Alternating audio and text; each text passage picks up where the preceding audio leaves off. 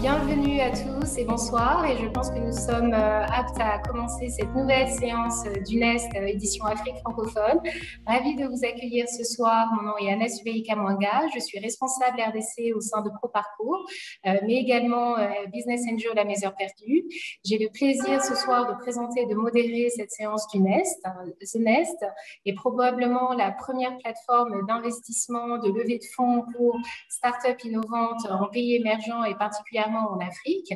Et The Nest est également devenu un atelier, séminaire, plateforme d'échange d'idées sur toutes les opportunités et les problématiques que nous rencontrons.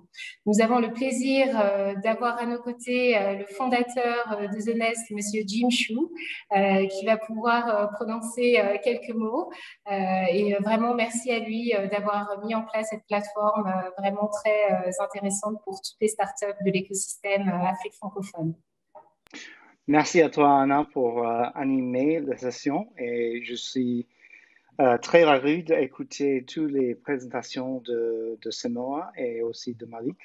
Donc, on doit continuer. Fantastique. Alors aujourd'hui, nous avons le plaisir d'accueillir trois investisseurs chevronnés qui vont ce soir écouter nos deux candidats et leur poser des questions et expliquer s'ils ont été convaincus ou pas par la présentation et s'ils sont prêts à investir. Nous avons le plaisir d'accueillir Madame Sabrine Charour.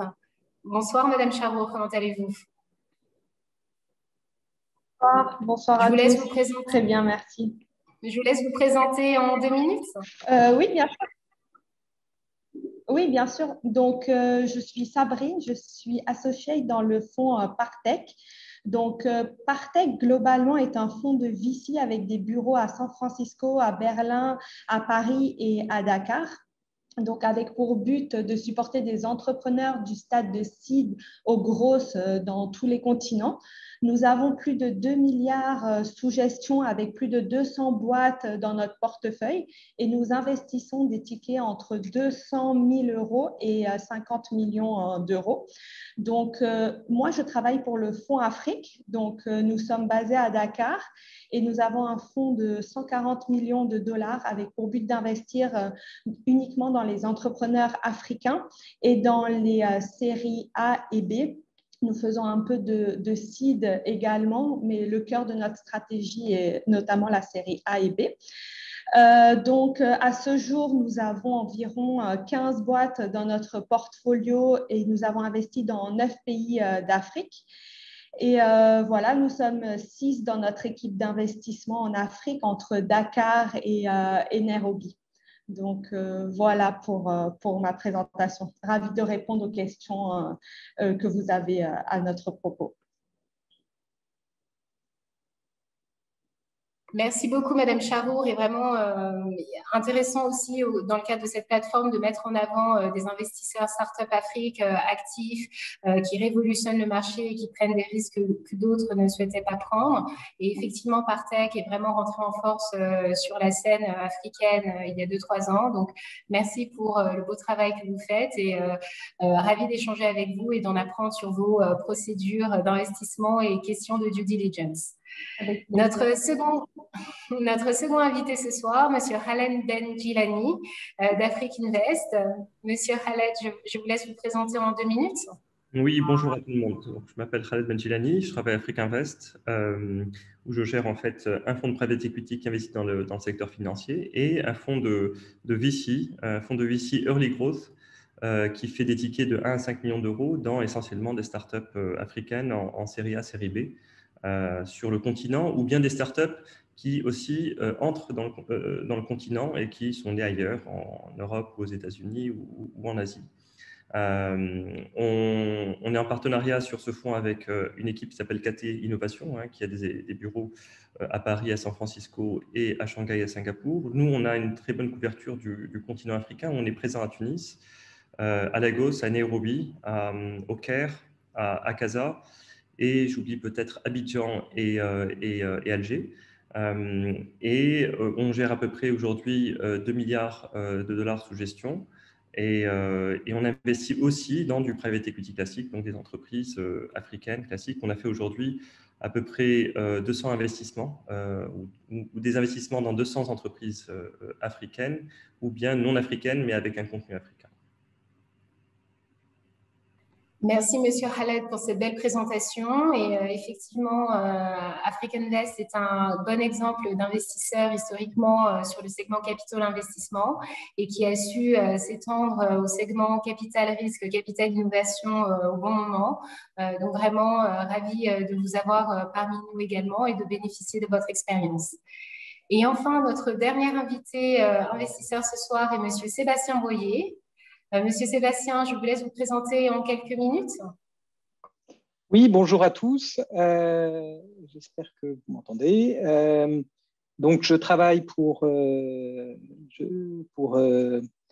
Investisseurs et Partenaires, qui est un fonds, un groupe, une famille de fonds d'investissement d'impact qui est présent sur le continent depuis maintenant une vingtaine d'années. Notre caractéristique, c'est de travailler sur des dossiers et sur des investissements relativement jeunes dans des pays qui sont souvent pas très bien couverts, avec un très fort focus sur l'Afrique francophone. Alors, on a la caractéristique de ne pas être un acteur spécifiquement de l'investissement en capital risque. Et nous n'avons pas un fonds spécifique d'investissement tech, mais en revanche, nous investissons à travers nos différents véhicules généralistes dans des dossiers tech. Et notre caractéristique, c'est notre capacité à faire du seed ou des très petits tickets à travers soit des fonds nationaux. On a créé aujourd'hui 5 et bientôt 7 fonds nationaux au Sénégal, en Côte d'Ivoire, à Madagascar et Burkina et Niger, et à travers des fonds panafricains qui, eux, vont plutôt regarder des pré-série A ou des série A. Donc, au total, on a une capacité de faire des premiers tickets d'amorçage à quelques dizaines de millions d'euros, quelques dizaines de milliers d'euros, à des tickets de série A qui peuvent monter jusqu'à 2-3 millions d'euros. Merci beaucoup, Monsieur Boyer, pour cette présentation de la thèse d'investissement de IEP, qui effectivement se positionne sur des pays très émergents et frontières, comme vous l'avez cité, notamment le Mali et d'autres pays. Nous espérons bientôt vous voir aussi à Kinshasa. On y travaille. Effectivement. Donc, merci encore à tous les trois pour votre présence. Et nous pouvons maintenant passer à la présentation de nos candidats ce soir. Donc, nous allons vous présenter une agritech, une fintech, le groupe CEMOA d'ailleurs, que nous avions rencontré il y a quelques mois. Donc, il sera intéressant de voir les évolutions de la société de Monsieur Edem. Et nous allons également rencontrer ce soir une société de télécommunications et de fintech avec Monsieur Malik Diouf. Je veux juste rappeler les règles de notre émission The Nest avant de passer aux présentations des candidats et vraiment au cœur de notre métier. Donc, j'inviterai tous les participants à se mettre en mode sourdine si vous ne prenez pas la parole pour éviter les problématiques techniques. Nous vous rappelons que les candidats ont 5 minutes montre en main pour pouvoir présenter leur société avec une présentation PowerPoint à la clé. Donc, la loi est dure, mais c'est la loi. Nous vous arrêterons, Monsieur Edem et Monsieur Malik, vraiment au bout de 5 minutes. Et ensuite, nos 3 investisseurs auront l'opportunité d'échanger, de poser des questions à nos candidats. Nous invitons fortement le public à échanger, partager et poser des questions également dans la fonction chat, conversation. Et nous nous assurons que les questions les plus pertinentes du public seront également posées aux candidats. Les règles sont bien exposées. Je vous propose de passer maintenant à la diapositive suivante ou probablement à la présentation des candidats. Je crois que Monsieur Edem, c'est vous qui allez commencer avec nous ce soir. Comment allez-vous, Monsieur Edem? Bonjour, avec plaisir. Je vais très bien, merci. Vous m'entendez bien? Nous vous entendons très bien, Monsieur Edem. Parfait. Alors, du coup, je dois lancer mon partage d'écran. Est-ce que vous voyez mon écran? C'est en cours et voilà, nous voyons votre écran. Parfait, en mode plein écran. Assurez-vous de mettre la première page. Il s'agit bien de la première page de votre présentation. Je crois que les 5 minutes vont pouvoir commencer. 3, 2, 1. À vous la parole, Monsieur Eden. Eh bien, bonjour à toutes et à tous. Je suis Eden Madjamagbo. Je suis fondateur de CEMOA et aujourd'hui, je vais vous présenter comment est-ce que nous permettons à des institutions financières de parler à leurs clients de manière sécurisée avec des solutions mobiles à valeur ajoutée. Alors, la problématique que nous adressons, c'est la problématique de transformation digitale. Et donc, ce que nous voyons là, ici à l'écran, c'est ce à quoi nous souhaitons apporter des solutions. Donc, la transformation digitale des banques. Et comment est-ce qu'on résout, ou en tout cas on apporte une solution à ce sujet? C'est à travers une plateforme multicanale qui va se baser sur 3 composantes principales. Une composante de communication, parce que nous permettons à ces institutions financières, donc des banques, des microfinances, de communiquer avec leurs clients, envoyer, recevoir des messages, notamment à travers notre application phare qui s'appelle WhatsApp Banking, mais qui permet également, sur le deuxième volet, d'effectuer des transactions mobile money, des transactions de retrait cardless que nous verrons juste après. Et tout ceci, ce n'est pas une boîte noire, puisque nous offrons également la partie analytique et la partie reporting qui va bien pour permettre à nos clients de pouvoir au mieux piloter ces solutions de transformation digitale. Et donc, cette plateforme se découpe en 4 services. Un premier service qui s'appelle CEMOA Pro et qui permet d'effectuer des transactions sortantes, donc des transactions outbound. Nous avons le dual qui s'appelle CashPay qui permet de faire de l'acquisition de paiement. Donc, sur cette périmètre, nous agissons en tant qu'agrégateur de solutions de paiement. Nous avons une solution que nous venons de lancer qui s'appelle ATM as a Service que je vous présente juste après. Et enfin, donc WhatsApp Banking qui est la solution de communication digitale et qui va maintenant se connecter aux autres plateformes pour fournir un service qui va être plus complet. Et donc, ATM as a Service que nous avons lancé la semaine dernière a été nommé Express Cash by CEMOA. C'est issu d'un partenariat que nous avons noué avec le groupe Ecobank et qui permet à nos clients, donc à des microfinances, à des banques, d'avoir accès à 10 000 points de retrait sur toute la zone UMOA. Et donc, on a la possibilité de générer des codes de retrait que les clients vont pouvoir utiliser sur les gaps de la zone UMOA. Et donc, pour vous présenter la chose en live, puisqu'on a prévu de vous faire vivre une expérience, je vais me connecter ici sur un chatbot qu'on a appelé Dédé, qui est le chatbot de CEMOA, et je vais taper le mot-clé Express. Donc, à partir de là, en fait, il y a une intelligence artificielle qui prend en charge la demande. Je vais rentrer dans l'option 1 puisque je veux effectuer un retrait cardless. On me demande combien est-ce que je souhaite retirer. Donc, je vais taper 1000 francs, en l'occurrence, c'est 1000 francs CFA que je souhaiterais retirer. Et sur quel numéro de téléphone? Donc, 91 67 53 15, qui est mon numéro local, bien évidemment, au Togo. Et donc, une fois que j'ai initié cette demande de transaction au chatbot WhatsApp, j'ai un statement qui est proposé avec un lien qui me redirige vers la plateforme CashPay que j'ai présentée tout à l'heure, qui est la plateforme d'encaissement et sur laquelle j'ai différents moyens de paiement. Donc, c'est-à-dire que dans cet exemple, j'ai la possibilité de payer, d'acheter en fait mon code de retrait en payant via mobile money ou via carte bancaire. Et donc, dans ce cas de figure, je vais choisir la carte bancaire. Donc, je vais être redirigé vers la plateforme d'encaissement de notre partenaire. Donc, je vais choisir de payer par Visa. Et donc, je vais saisir un code, mon code de carte bleue. Ne vous inquiétez pas, c'est un code à usage unique. Donc, j'ai pris des précautions pour éviter qu'on ait des problèmes de sécurité par la suite. Et donc, je vais choisir juin 2026 et mon numéro CVV, le 654. Et donc, à partir de là, je vais pouvoir valider la transaction. Donc, ma carte bancaire, en l'occurrence, qui est une carte Revolut, va pouvoir être débitée. Et une fois que le débit a été confirmé, je vais recevoir directement une confirmation de paiement. Donc, ici, j'ai ma confirmation. Je peux retourner sur WhatsApp maintenant. Et donc, WhatsApp m'a bien confirmé que ma transaction a été enregistrée avec succès. Et quelques secondes après, le système va me renvoyer le code de retrait à 8 chiffres que je vais pouvoir utiliser sur le gain. Et donc, pour terminer cette présentation, nous allons voir la partie qui se passe sur le GAB.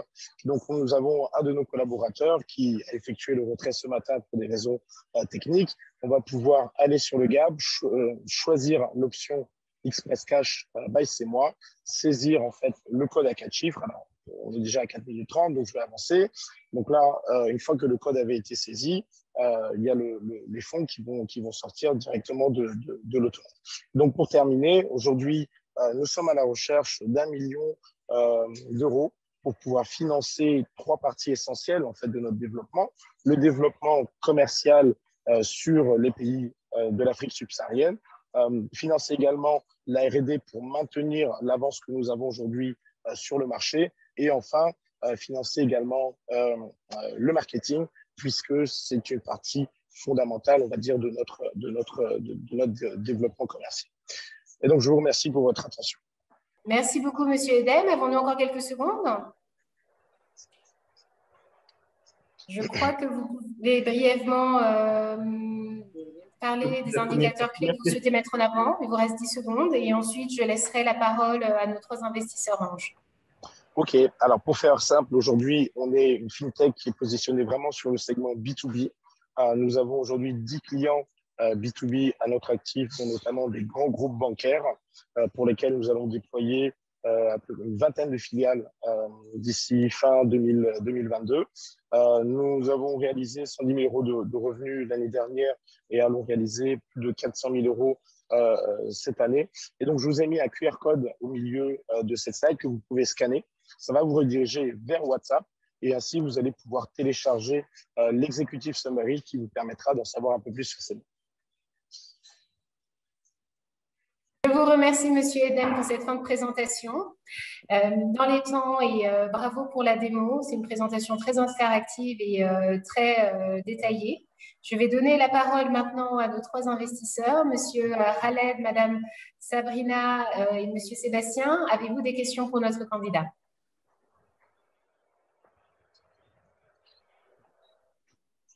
Oui, bien sûr, plein de questions. Je vais peut-être commencer juste avec une première question. Donc, merci beaucoup, Edem, pour cette présentation très détaillée, pour cette petite product démo très intéressante. Donc, ma première question est un peu sur le scope géographique aujourd'hui. Donc, comme on le sait tous, malheureusement, le Togo est un petit pays.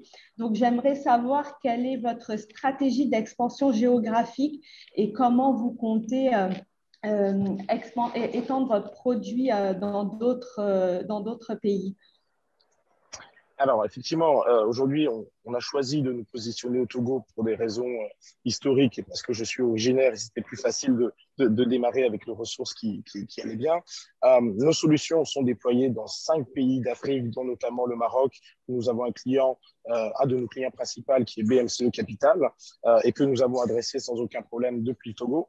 Mais néanmoins, compte tenu du développement commercial que nous devons avoir, qui va être très soutenu sur le service, enfin sur le produit ATM as a service, nous allons ouvrir des filiales dans différents pays. Typiquement, aujourd'hui, nous sommes en train de travailler sur une ouverture de filiales en Côte d'Ivoire ou au Sénégal pour gérer en fait ces 2 pays-là et pour pouvoir onboarder des institutions financières localement. Et c'est ce pourquoi en fait nous avons besoin d'effectuer cette levée de fonds pour financer la création des filiales dans un certain nombre de pays qui vont nous permettre de couvrir en fait une zone géographique. Dans un premier temps, les 8 pays de l'UEMOA et ensuite pouvoir s'étendre sur l'Afrique centrale, éventuellement sur l'Afrique de l'Est. Edem, Pardon. Non, allez-y, je vous en prie. Juste une question. Quel est le mode d'acquisition de vos clients, de vos utilisateurs finaux? C'est-à-dire qu'aujourd'hui, vous avez des... Et qui sont vos clients? Sont les banques ou les utilisateurs finaux? Et par ailleurs, quelle est la part du marketing qui est portée par vous? Quelle est la part qui est portée par vos banques partenaires? Alors aujourd'hui, nos clients, c'est simple, ce sont des banques ou des microfinances. Et donc, ces banques ont un intérêt de travailler avec nous. Je prends l'exemple d'une microfinance qui travaille avec nous, qui s'est installée récemment au Togo et qui a implémenté nos services et notamment le retrait cardless. ils viennent de s'installer dans un pays où ils n'ont qu'une seule agence et qui veulent adresser en fait un certain nombre de clients assez importants. Et donc, le fait de pouvoir proposer des opérations de retrait en espèces sur des GAB du réseau que nous proposons était une composante fondamentale de leur propre développement commercial. Donc, en fait, il y a une partie du marketing qui est portée par nous pour pouvoir démarcher ces institutions, comme des opérateurs de mobile money, des banques ou des microfinances. Et ensuite, il y a un accompagnement que nous faisons qui est plutôt cette fois-ci du consulting avec nos clients pour pouvoir développer en fait l'acquisition des solutions par leurs clients et donc par nos utilisateurs finalement. Et les banques à qui vous vendez, vous donnez accès à leurs clients finaux ou c'est leur rôle en fait d'aller faire du marketing de vos solutions à leurs propres clients? Aujourd'hui, c'est le rôle de leur service marketing d'aller prospecter et de faire adhérer en fait leurs clients aux solutions qu'elles proposent. Mais en fait, elles ont un intérêt parce que aujourd'hui, nous leur vendons une transaction à un certain prix et elles revendent cette transaction-là à leurs clients. Donc, elles ont un intérêt également de volume et donc font le travail marketing qui va bien pour onboarder leurs clients sur les solutions que nous proposons. Alors, soit sur la solution WhatsApp Banking, quand ils ont choisi de travailler sur la solution de digitalisation via WhatsApp, mais elles peuvent très bien travailler dans leur écosystème applicatif à elles et tout simplement utiliser ces mois comme une passerelle technique pour avoir accès à des services digitaux qu'elles auraient du mal à intégrer par elles-mêmes. Et votre modèle économique, c'est à la transaction ou c'est à la licence? Comment est-ce que vous travaillez avec les banques? Quel type de modèle économique vous avez mis en place? Aujourd'hui, quel type de marge sur les revenus que vous générez actuellement sur les revenus que vous avez montré tout à l'heure? Alors, aujourd'hui, sur le périmètre, quand on accompagne un client sur la digitalisation des services via WhatsApp Banking, on facture un abonnement. Donc, c'est une plateforme as a service cloud qui est entre 3 et 5 000 euros mensuels, commensurable au nombre d'utilisateurs.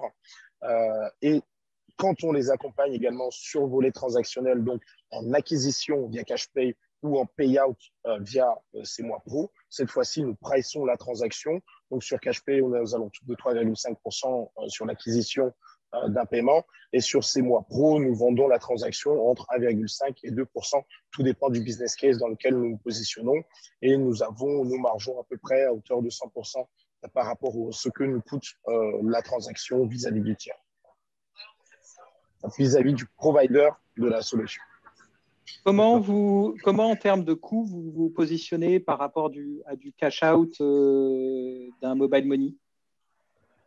Alors, pour faire simple, aujourd'hui, comme je disais, je prends l'exemple du TM as a service, nous vendons la transaction entre 1,5 et 2% à la microfinance. Maintenant, à charge de la microfinance, on va dire, de pricer la transaction aux alentours de 2, 3, allez, pas plus de 3,5%, parce qu'en moyenne, si on prend le marché togolais, le montant moyen en fait, d'un cash-out est entre 4 et 4,5%. Donc, on permet quand même à ces institutions financières d'avoir une marge suffisante pour avoir un intérêt de pricer les transactions à des coûts plus intéressants que le cash-out mobile money traditionnel.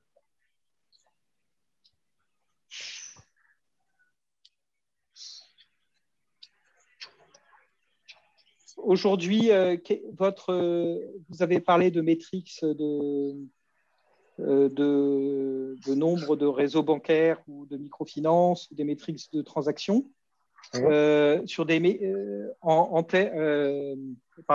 Justement, vous avez parlé plutôt de métriques de revenus en termes de nombre de transactions et d'adoption de la solution par les clients, notamment sur cette partie WhatsApp Banking dont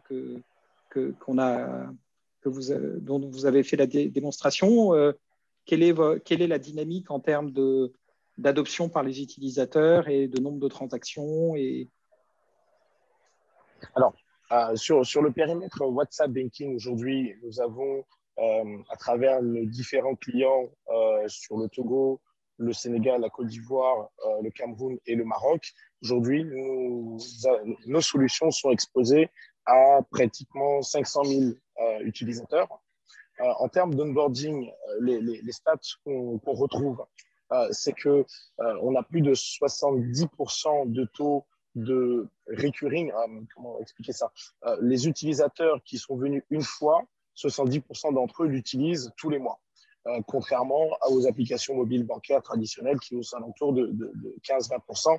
Et ça, c'est lié au canal que nous avons choisi, qui est le canal WhatsApp. Sur le volet transactionnel, parce qu'on a bien des plateformes séparées, donc je vous donne des informations bien différentes. Sur le volet transactionnel, sur 2020, par exemple, nous avons traité pour 100 000 transactions unitaires, ce qui a constitué un peu plus de 2 millions d'euros de flux que nous avons traités pour le compte de nos clients. Et les objectifs de cette année, très à niveau pessimiste, on compte faire x4 par rapport à l'année 2020. Et sur les 500 000 clients ou utilisateurs auxquels la solution est exposée, vous en avez combien qui ont aujourd'hui adopté la solution? Alors, en termes d'adoption, aujourd'hui, tout cumulé sur les 4 chatbots qui sont déployés, on est aux alentours de 60-70 000 utilisateurs déjà onboardés. On prend juste une des banques qu'on a déployées au Togo, c'est 400 000 comptes clients. Donc déjà, rien que cette banque-là, elle constitue beaucoup. Et ensuite, quand on additionne les différents clients, aujourd'hui, on est aux alentours de 60 à 70 000 utilisateurs actifs.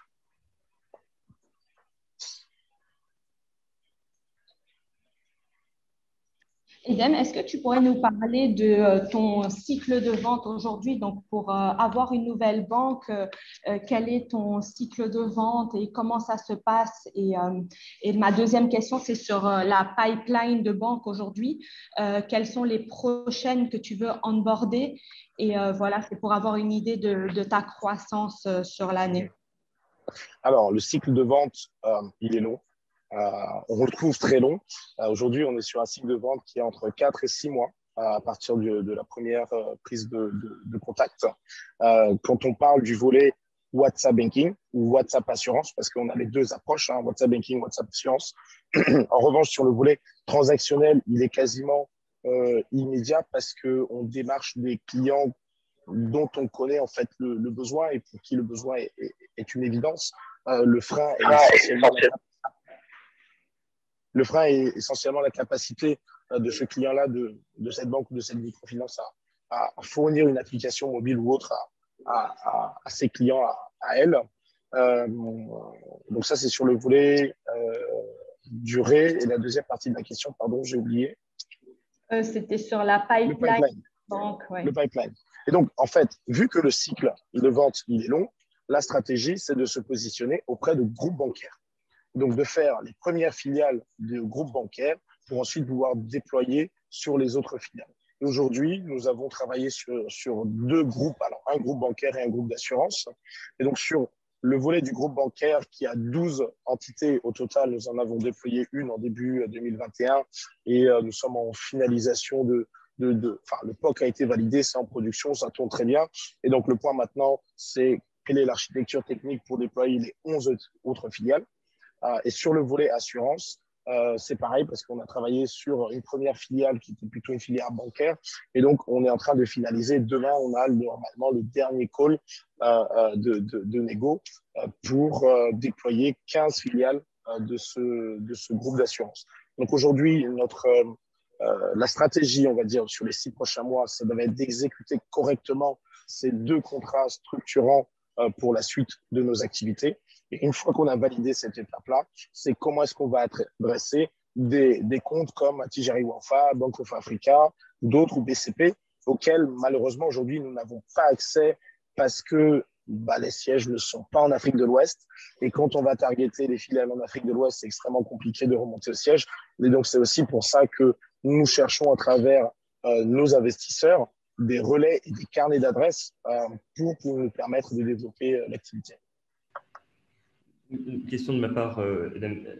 Est-ce qu'il n'y a pas un risque avec une meilleure pénétration du mobile money que finalement votre service soit substitué par des transactions plus simples avec un réseau beaucoup plus dense des opérateurs de mobile money, que ce soit les opérateurs télécoms ou des opérateurs comme Sunwave aujourd'hui qui ont une très bonne implantation sur le marché sénégalais et qui vont aller sur d'autres marchés aussi?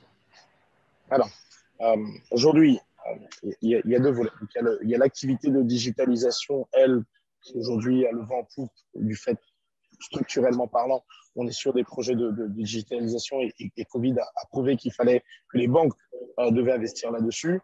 Sur le volet de l'ATM as a service, en fait, il y a potentiellement, si je reprends ce que vous dites, en gros, vous dites, bon, voilà, si les opérateurs téléphoniques travaillent sur la densification de leur réseau, eh bien, ils vont être une menace. En fait, pas tout à fait. Parce que, tout simplement, il y a une première raison, c'est que ces points de vente physiques, humains, ferment généralement vers 18-19 heures.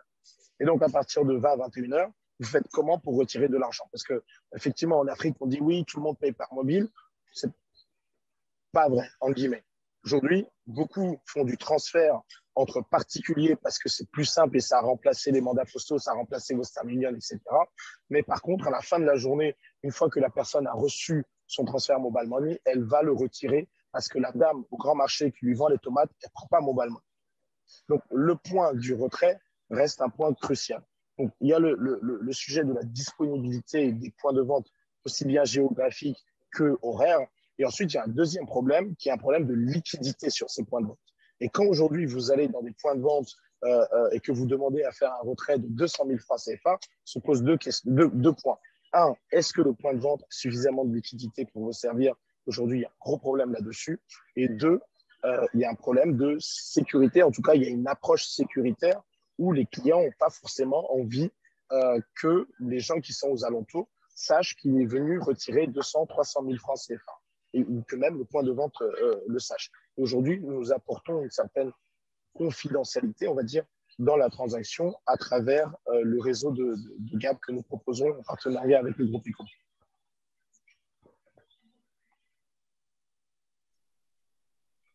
On a encore combien de temps pour les questions?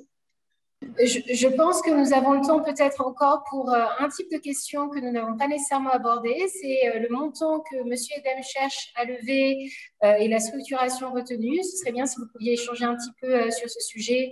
Également, évidemment, pour comprendre quelle est la structuration qui vous paraît la plus adéquate et pour que le public puisse un petit peu saisir les enjeux. Oui, peut-être le montant et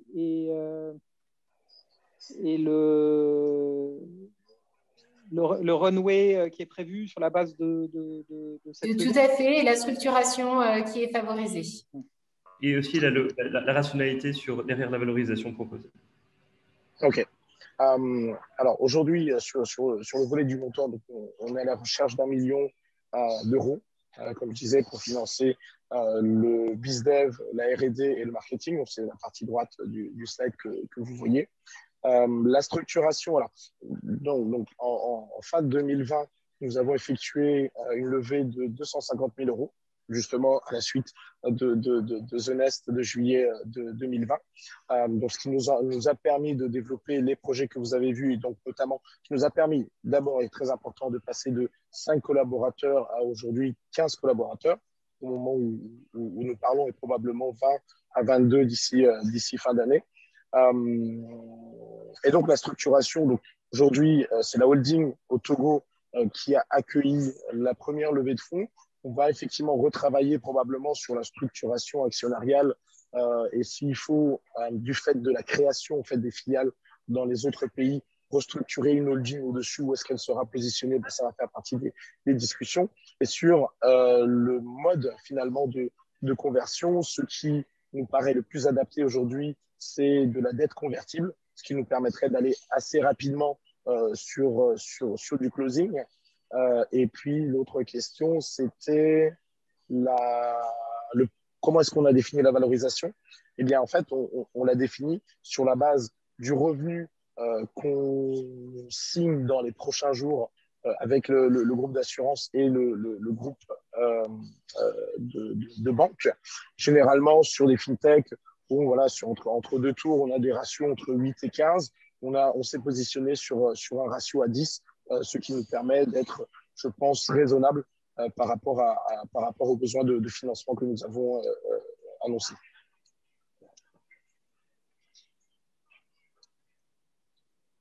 Parfait, merci Monsieur Edem pour cette réponse. Donc, je pense qu'il est temps de se retourner maintenant vers nos trois investisseurs pour qu'ils répondent à la question cruciale. Et j'invite également le public à répondre au sondage qui est apparu sur votre écran.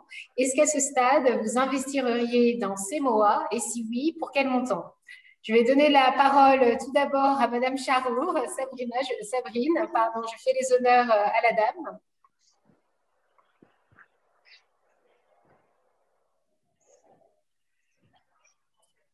On ne vous entend pas, Madame Sabrine. Ah, désolée, j'étais en mute.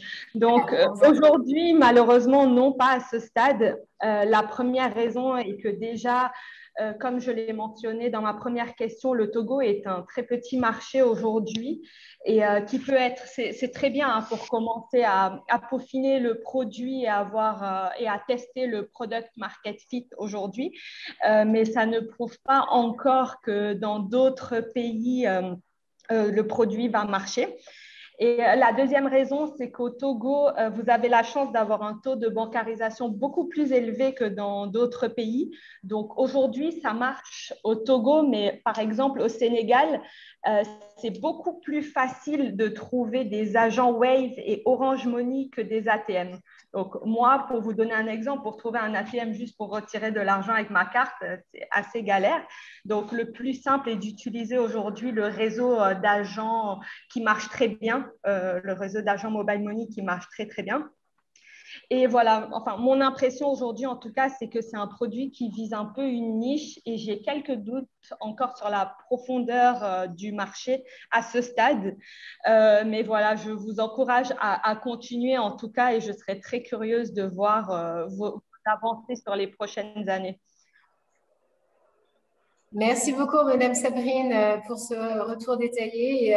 Désolée, c'est très dur quand vous venez depuis frontières comme la RDC ou de petits pays comme le Togo, mais on essaye d'avancer. Nous allons voir maintenant si les deux autres investisseurs sont un peu plus ouverts sur l'opportunité. Monsieur Khaled, je vous donne la parole. Alors, nous, on n'investirait probablement pas. D'abord, c'est un peu trop early stage pour nos stratégies d'investissement. Et puis, il y a des raisons qui sont plus liées au business et à son positionnement et surtout, je pense à la menace du mobile money. Je pense que ça, c'est clairement un problème qu'il faut affronter de manière différente hein, que ce que vous faites aujourd'hui. Par exemple, en développant un réseau d'agents propres qui pourrait en fait permettre de densifier ce que disait Sabrine tout à l'heure, c'est-à-dire que le réseau d'ATM n'étant pas suffisamment dense, trouver au moins des réseaux, ça peut être des réseaux avec des stations-service, des pharmacies, des trucs, mais il y a moyen en fait d'aller sur ces pistes-là. C'est la réponse que j'aurais attendue là-dessus. Et aussi, de manière plus fondamentale dans le business, c'est qu'on est sur un business qui est du B2B2C, où la capacité de votre entreprise à gérer l'adoption par les clients finaux n'existe pas vraiment. Donc, on signe avec une banque, certes, mais ensuite, c'est à la banque d'aller faire son marketing. Alors, les chiffres sont bons. Hein, je pense qu'il y a des choses, vous faites certainement les choses bien comme il faut avec vos partenaires. La question, c'est est-ce que les suivants vont être aussi bons élèves que ceux avec qui vous avez signé jusqu'à maintenant. Voilà. Merci beaucoup, Monsieur Khaled. Donc là, c'est un autre exemple d'investisseur qui a une lecture différente de la taille du marché, de sa profondeur et de son opportunité. Donc, toujours intéressant en tant qu'entrepreneur d'entendre ces différents axes de lecture pour pouvoir toujours s'assurer d'avoir un modèle de développement pertinent. Et enfin, pour finir la ronde, j'invite Monsieur Sébastien à nous donner sa réponse vis-à-vis de l'opportunité d'investissement ce soir. Bon, je suis pas vraiment habitué à prendre une position aussi définitive au bout de 5 minutes et quelques questions-réponses. Il y a évidemment pas mal d'informations qui me manquent. Je partage les interrogations de mes collègues par rapport à la complémentarité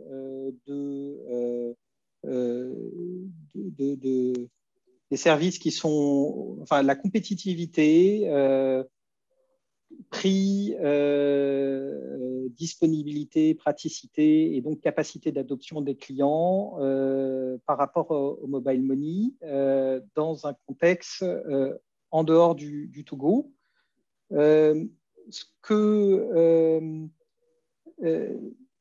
Voilà, mais j'aurais envie de peut-être quand même creuser un petit peu le dossier, notamment parce que je pense que vous êtes un partenaire plus facile pour des institutions, que ce soit de microfinance ou de banque, qu'un opérateur télécom et un acteur du mobile money. Vous faites moins peur, vous êtes moins susceptible, vous pouvez être un meilleur partenaire. Donc, il y a peut-être un business model qui peut se développer autour de ce positionnement.